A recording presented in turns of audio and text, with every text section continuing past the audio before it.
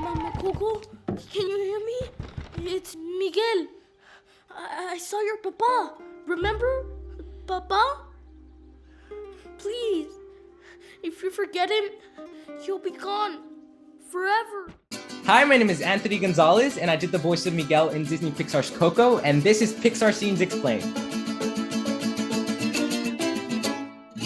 So the first time I auditioned for Coco was when I was 9 years old, and I actually auditioned for something called Scratch Voice, which is like a temporary voice for the character. Music is like the only thing worth living for, or being dead for in your case. Finally, when I was 11 years old, at the end of the session, Lee, the director, said that they had a Christmas present for me, and they brought it in. It was a beautiful present that was wrapped, and I opened it, and it was this wonderful piece of artwork that said, "You got the part."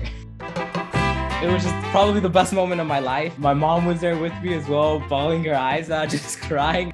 It was such a happy moment for all of us. Then I exited the studio, and then the whole Pixar team that was working on Coco, so many people standing outside the studio just clapping, and such an unforgettable experience. I just felt so happy and honored to be part of such an amazing team. Go home. I promise, I won't let Coco forget you. In this scene, Miguel has just come back from the land of the dead, and in order for him to save Hector from being forgotten, he needs Mama Coco to remember him.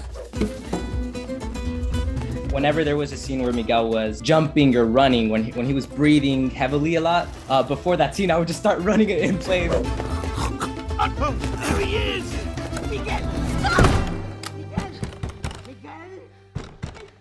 This scene specifically was probably one of the most emotional scenes I had to do. Thankfully, I had Lee there, and he was just so great at describing what was going on in this scene and how Miguel was feeling. And I just had to take some time to put myself in his shoes and find out what are his emotions. I wasn't able to see the animation while I was recording. After I had finished, we watched it all in drawings for the first time. And it was so amazing. We even cried to that. Mama Coco, your papa, he wanted you to have this. Mama, wait. Remember me, though I have to say goodbye.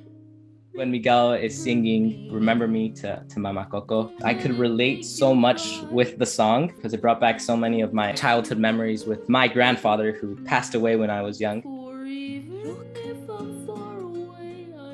Some of my favorite lines are, "For even if I'm far away, I hold you in my heart." Even though I'm in a faraway place from my grandfather, I still hold him very deeply in my heart. And that was the same for Miguel. I knew that this scene was going to be very difficult for me. The first time in my life where I was singing and crying at the same time in the studio, it was just so hard for me to contain my emotions. Not only was I crying, but my mom was crying. There was other people in the studio crying. Yeah, it was such a beautiful experience.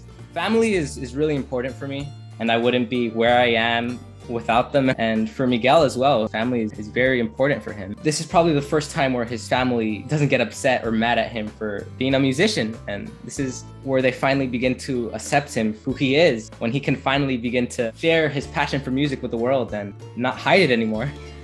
Elena, what's wrong, Mika? Nothing, Mama. Nothing at all. I just felt so attached to the character, especially because, I went through this journey with him. Just to get to this point, I couldn't help but feel all the emotions that he was feeling. I couldn't have asked for a better character to voice. Thanks for watching Pixar Scenes Explained. Coco is now streaming on Disney+. Hey, and make sure to remember me.